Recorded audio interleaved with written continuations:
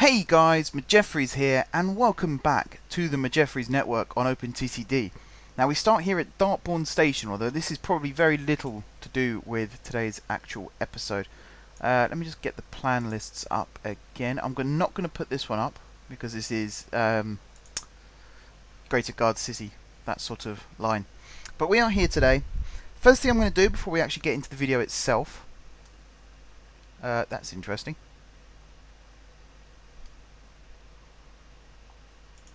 I'm going to test that a second. Let's see what it looks like. Where is it? BR something something Eastern it was called, wasn't it? I could do with getting rid of some more of these. Yeah, it's there. That's very interesting, because this is actually one of the first things I wanted to talk about today. So at the end of last episode, I put in the in-cities, which there is one here. And I was moaning that the top speed was only 100 miles an hour. Literally a minute, somewhere between 10 seconds and a minute after I finished recording the video, I suddenly realised that I actually had... Where are they? I had these available.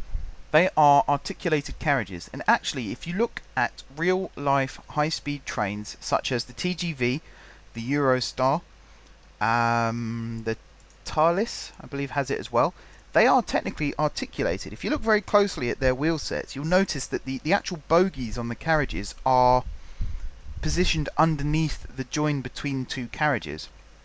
So you'll have the driving trailer, or the driving car, that will have a bogie at the front and a bogie at the back. Pretty standard for a carriage. Then you'll have, the first carriage will have the bogie at the front, but then at the end the bogie won't be at the back of the carriage, it will actually be on the join between the first and the second carriage. And they come in pairs. That's what an articulated carriage is. So in real life, it didn't happen on the intercities, but in real life it does happen on high-speed trains. But BNSF and SP commented on yesterday's video saying about the articulated passenger carriages. There is a more relaxed speed limit. It's 120 miles per hour you can go with these. And as I say, literally off camera, as I finished the episode, I suddenly realised, oh, hang on, I have these available. Let's actually use them. And so I did. So it's amazing how the world works sometimes, because you're all thinking it, as I was thinking it pretty much. Sort of the same time frame between watching the video and actually doing it, in the same case that I did it. But as you might have worked out by now, I'm going to go through some comments of what people have been saying about the videos, because they do inspire episodes, believe me. What your ideas are main inspiration behind some of these videos.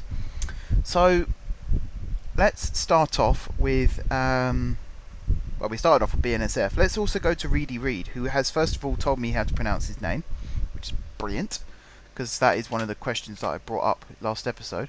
Because I don't like pronouncing people's names wrong. I always feel bad when I do it. I don't like it when people pronounce my name wrong. And I mean, my first name, you can't really say that wrong, can you? But my surname, a lot of people get my surname wrong, and I'm constantly bewildered by that, because I say it enough times to people, and yet they still decide to either leave off the S or just weird concoctions of words and syllables come out of their mouths at times. And yeah, it's frustrating. So I don't want to be one of those people. So I always make sure I try and pronounce people's names as they should be.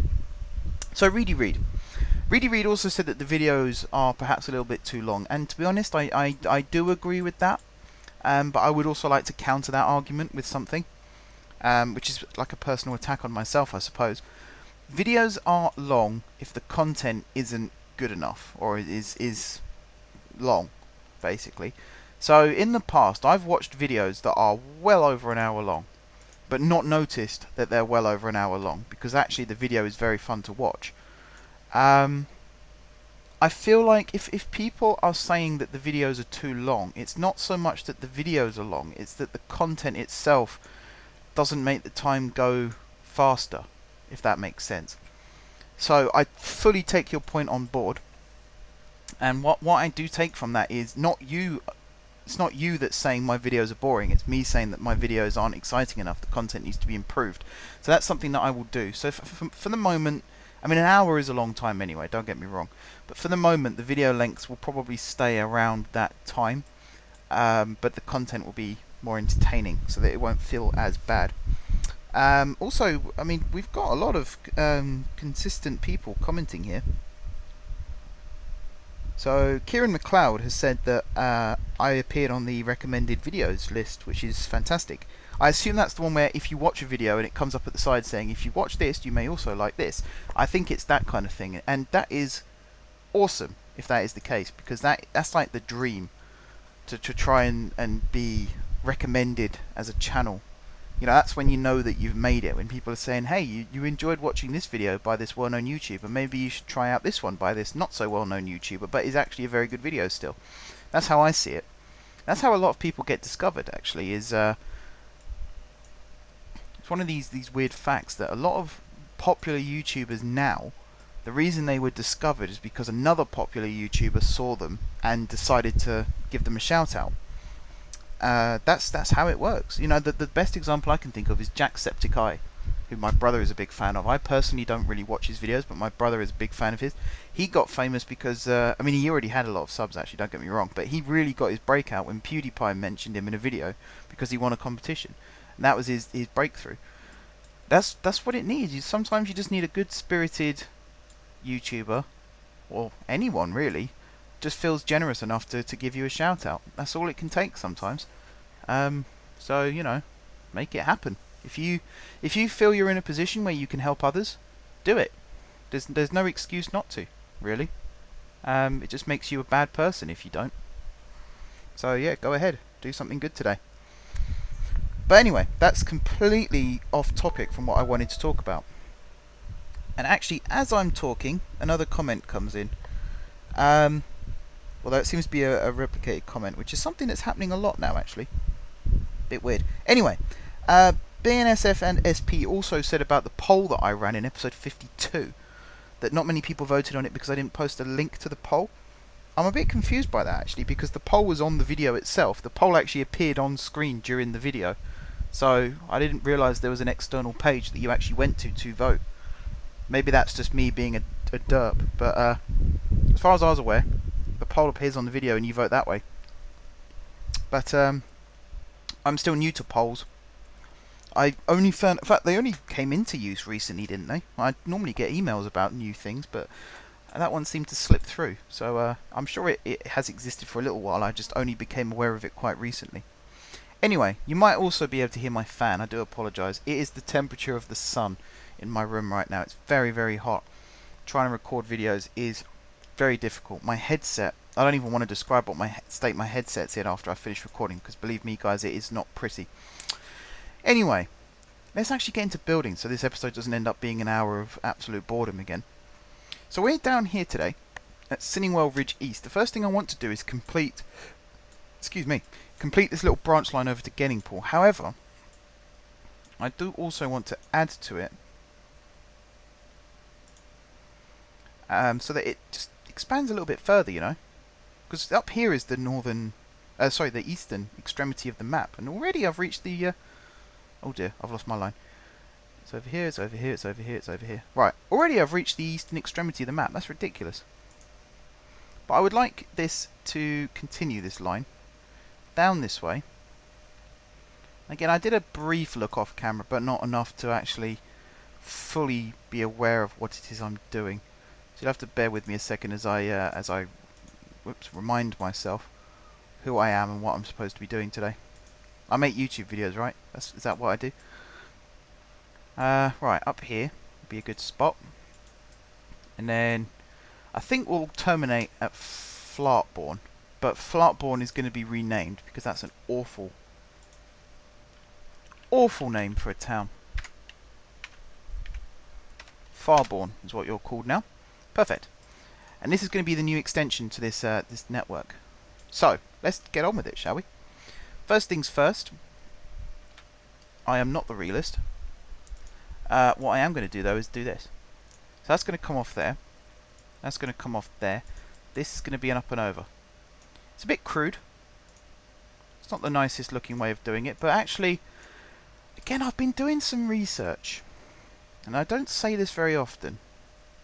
I mean, I do lots of research, don't get me wrong, but very rarely do I actually mention it fully like I'm about to. I've been doing some research recently, and I've been on Wikipedia a lot, which is not the best place to go for research, granted, but it's not a bad place to start if you're going to be looking up specific things. And also, just in my life in general, travelling around the country and indeed the world, you tend to pick up on various things.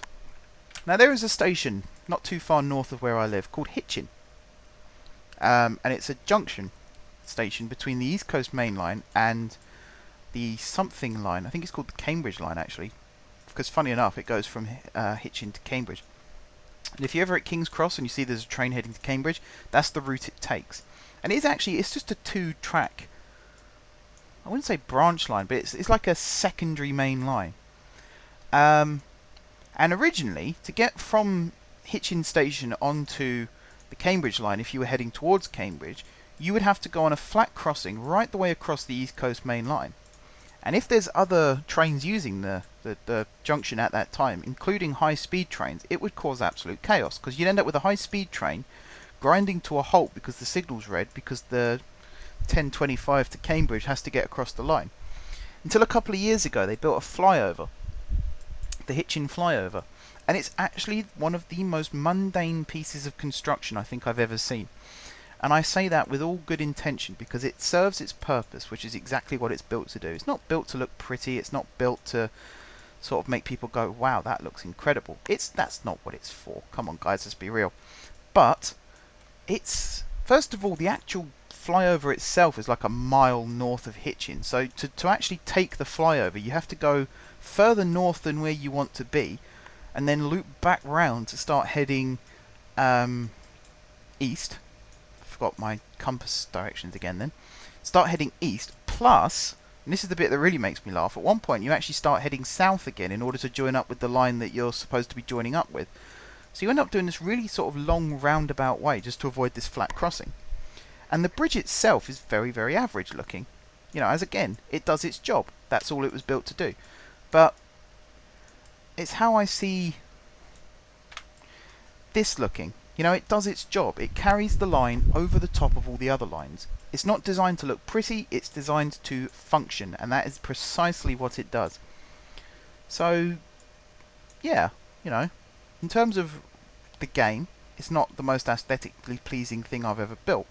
In terms of reality, it's one of the most realistic things I've ever built, because it follows the real life examples, and that's exactly what I strive to do in this series now. I like things to look good and I like things to work, but I also like things to be realistic. So it's like one of those triangles. You know, when you were at school you had the triangle of like social life, work, and being healthy, I think was the third one. Or sleep. Sleep was the third one. So you can't have too much sleep because you end up losing your social life and your schoolwork.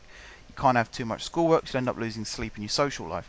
And it's this bitter sort of spiral of everything goes wrong when you try and balance it all out. And that's basically where I am with this series. I want it to be realistic, but in order for it to be realistic, it can't always look good, nor can it always function precisely how I want it to. So it's you know, if I want it to function, then it won't look good, or it won't be realistic. If I want it to look good, it won't function or be realistic. It's a very thin line that I tread in this series, but I enjoy it. You know, I wouldn't do it if I didn't enjoy it. It's the same with most things in life. If you don't enjoy them, then you don't do them, do you? You know, I've never really sat there and thought, God, I really don't like getting kicked in the crotch. Do you know what? I'm going to get kicked in the crotch today. Simple. I don't like getting kicked in the crotch, therefore I will not subject myself to a crotch kicking. And it's basically the same thing applies for this series. I enjoy what I do. I enjoy the fact that you guys enjoy what I do, and the fact that you guys enjoy what I do is what makes me carry on want to do this. Even if I started to not enjoy it as much, I would still feel obligated to carry on, and in doing so would probably end up enjoying it again.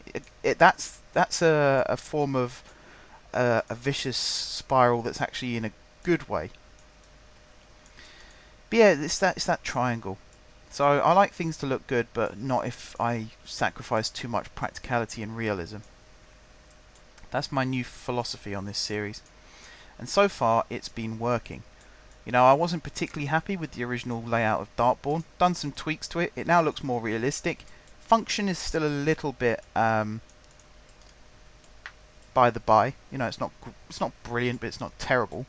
But actually, appearance-wise, the fact that it looks realistic now actually makes it look better than it did before. So I can't possibly complain about that either, can I? Now you'll notice that this line is long. It is very long, and we haven't even started with the stations yet. I'm almost tempted to start bringing back the age-old tradition of jump cuts in my videos, which I haven't done since my very early Minecraft days, I believe. Maybe some of my old Feed the Beast videos. But yeah, it's been a long time. Been a very long time since I did jump cuts. But if I want to keep the video under an hour, which it seems some of you do want that, to be honest, I would like that as well, because it means I haven't got to sit in the sauna for too long. Plus, editing would be shorter, which means I can switch my desktop off and actually save some energy and also some heat, because that's the cause of the heat in my room, guys. I worked it out, because when my desktop was out of action, boy was it cold in here. And I don't mean like a little bit cold, I mean like, bear in mind we're in July at the moment. I was sitting in my room shivering some nights. That's how cold it was, with my window open and my fan on. And yet tonight, window open, fan on. It's a hot day, granted. It's one of the hottest days of the year today. This is Tuesday that I'm recording this, so you'll know what I mean. But oh god, it's hot. It is so hot in here. And yet this time last week I was shivering with my desktop in pieces downstairs on the dining room table. So I know that's the cause of it. The weather is one factor, but the desktop most definitely. If you want to run a rig like this in your room, make sure you've got good ventilation, because holy smokes is it hot. Man, it is hot. Anyway, I'm going to stop saying hot now, because we have reached Farborn. Now, what I'm going to do for now is build this. Actually, there's the spot. Up to there. In the future, though, if Farborn expands and it requires it, I have the... Actually, no, there's no point, because there's nothing. If there was something east of here, I was going to say bore a tunnel underneath the town and come out the other side, but there is no point in doing that, so I'm not going to do that. What I am going to do, though, is signal the line. So we're here. So, say that's 1, 2, 3, 4, 5, 6. So the signal would actually have to go there, but I can't put it there, so I'm going to have to put you there instead. Gap of 7. Off you go, Squire. Okie dokie. And that also means if I put you there, the next one would be there, and that will head off. And they're actually running next to each other, which is fantastic. Awesome. Apart from here, of course, where they do end up offset by 1, but that's fine. So let's come all the way up here to Farborn, and I think that's actually gone exactly how I wanted it to. So if I do that, 1, 2, 3, 4, perfect. Absolutely perfect. Put that cross over there. Get rid of you. We'll upgrade you to that. Actually, is this the right size? 1, 2, 3, 4. It's not, is it? I have to move you, which means putting you there instead. Let's use this so I can do that. That. You come across there. You come across there. You come across there. Okay, now it's the right size. So we're going to do this. We're going to go for an island platform on one side. So we'll pop you there like that. You're currently called Farborn Woods. I will change that because I do not like that name at all. I don't like station names with the word woods in, because every station on this is called Woods, and I hate it. It just doesn't sit right with me. I'm sure you guys know what I mean. You think, well, of course it's in the woods, it's surrounded by trees, but actually, give it 10, 20 years, the town's grown up around it, and there are no woods anymore, and everyone's saying, well, why is it called Woods when there's no trees nearby? And it becomes a redundant name. It starts off as a relevant name, and then it becomes redundant, and it loses its meaning.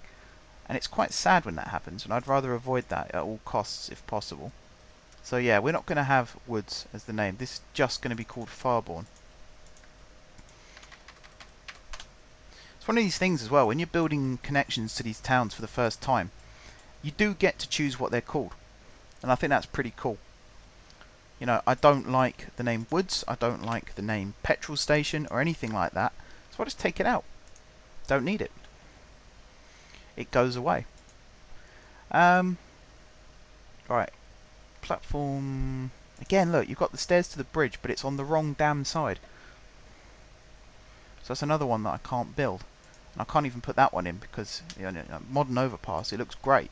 Apart from the fact that there's actually... In fact, why am I doing that? I don't need to do that. There's nothing for it to connect to. And also there's nothing for it to connect to on this side either. So it just looks pointless. So, I mean, we could do just that and say that it comes over here onto the side. And in fact, if I do that with the single-sided, replace you with you. That's not gone well, has it? Hang on a second. You. Stick you there. There you go. Now it works. Go back to island platforms for this. 2, 3, and 4. I might as well explain how I'm going to set up the services whilst I'm doing this, because we have the existing service that goes up through Dartbourne and on to other town that I can't remember the name of off the top of my head right now. That will remain. It will remain as it is, untouched. Going back to what I was saying about in the last episode about the timetabling and how I'd love timetabling to be changed. No one's actually got back to me yet at the time of recording this, so who knows, it might still be possible. But at the moment, I'm going to try and sort of jig it so that it works in my favour. Forgot to take Woods out of this name. So yeah, I'm going to try and jig it so it works in my favour. What I mean by that is try and release trains so that they alternate with the existing service. So one will head this way, one will head up the main line. And keep doing that basically until you end up with a working system. Will it work? I haven't a clue. Absolutely no idea. I also need to make one of these an underpass. So I'm going to make you underpass.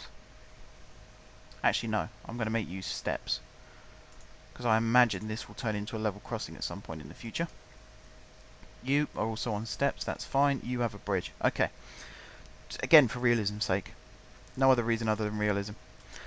So yeah, it's not the smartest way of doing it, of course. The smartest way would be fully automating it, but in terms of actually getting it working now, it's not a bad idea, is it?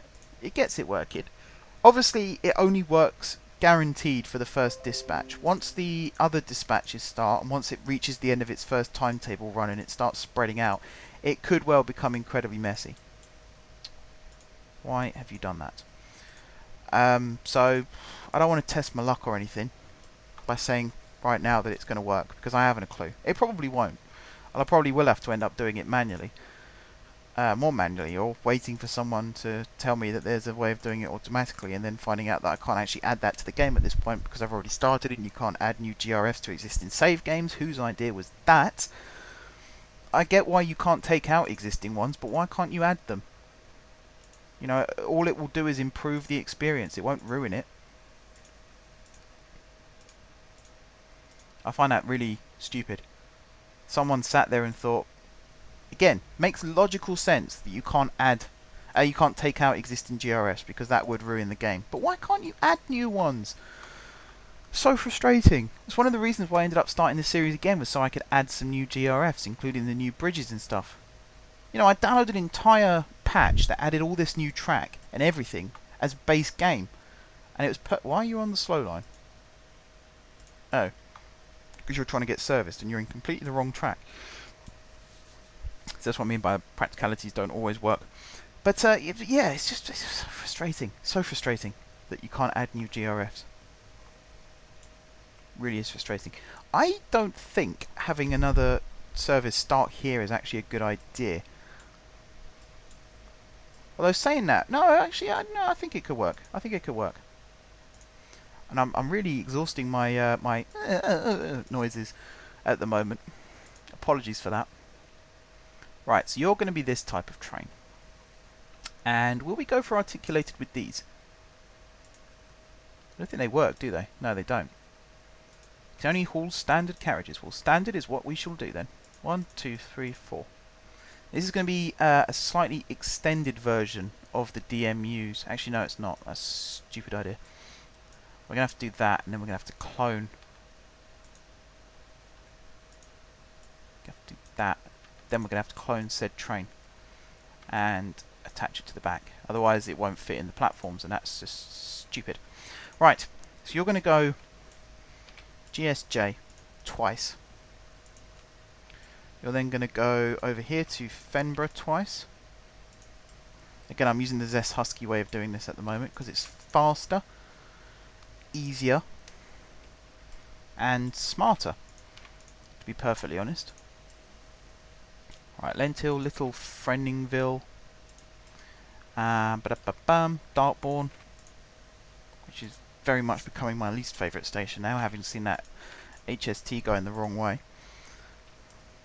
Also, these trains still seem to be bunched up. I'm not 100% convinced that they've actually sorted themselves out again since the last episode. Because as I say, at the moment, because I'm trying not to progress time too much so that we actually experience trains as they are released, it is a situation that, in terms of real life time, it's the next day, me recording this. In terms of game time, it's about 30 seconds after the end of last episode. So that does explain why things are progressing quite slowly. And even if I am doing big construction projects, as you can see at the moment, the game is paused so that we don't miss loads of things. To put that in perspective, I watched the Intercity on its first run before I upgraded to the articulated carriages. It was 1974 when that run started. It is now 1976. So 2 years. A lot came out in that 2 years as well. I just didn't want to miss anything else, which is why as soon as it finished, I stopped the game, like shut it down, walked away from it, because I just didn't want to miss anything else.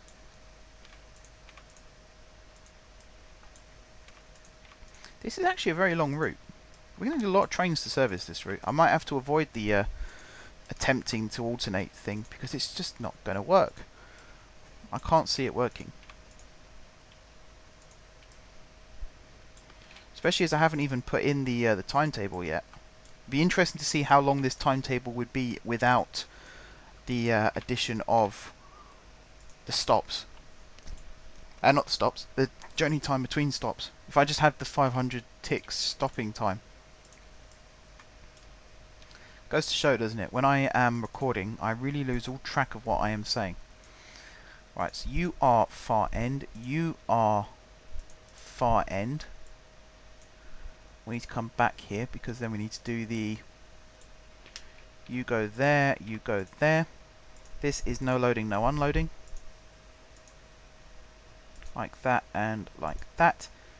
This is service, this is no loading. And it's done. I can now go to this, change time, 500 for all of them except the depot itself, which is only 50, and this one here, which is 1500.